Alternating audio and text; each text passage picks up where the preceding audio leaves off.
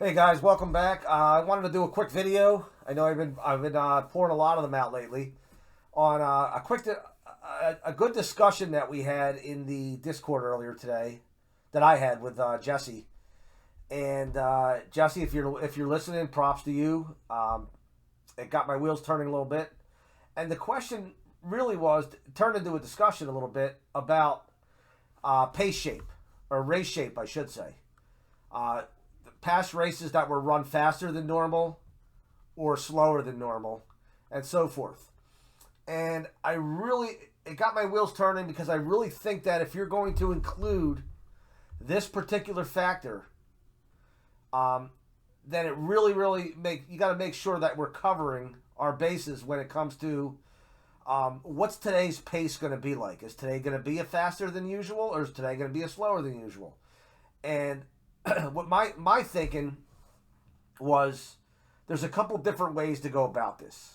I mean, you can never predict, but you can always try to project what the pace is going to be like. Is it going to be faster than normal?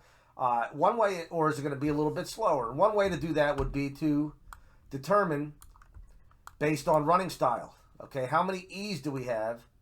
And more importantly, or just as important, I should say, is how many E's or EPs with a high number of clearing points. So we have an EP5 here. We have an EP8 here.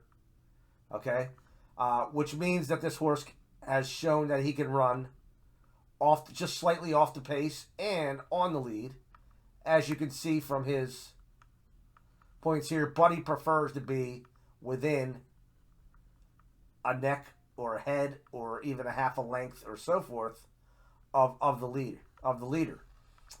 And then determine based on that if there's three or more horses that look like they're going to try to go for the lead, then you may be looking at a faster than normal pace.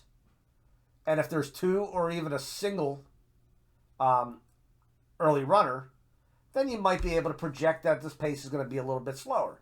But as I said, you can't predict. You can just do the best you can to project. And then from there, when you're choosing your pace lines now for the progression model, let's say, for example, you are projecting that it's going to be a fast pace. Then when you choose your pace lines, especially now that I'm using the double pace line model the last couple days, we now can be a little selective here and not have to worry about just having the last race or most recent or second out race. We could dive a little bit here, dig a little bit here, and find a race that meets what you project, your projection as far as today's pace.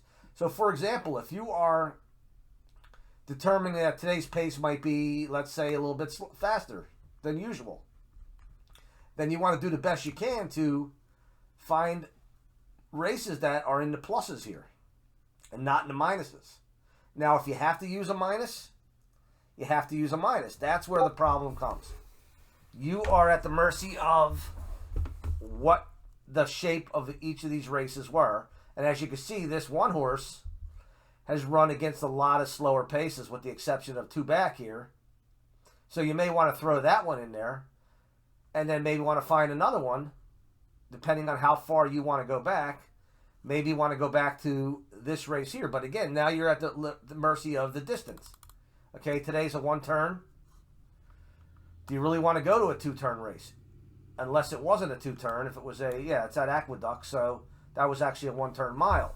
So I would be safe. I would feel safe using that race too, because it's a one-turn mile and today's a one-turn 7 furlong.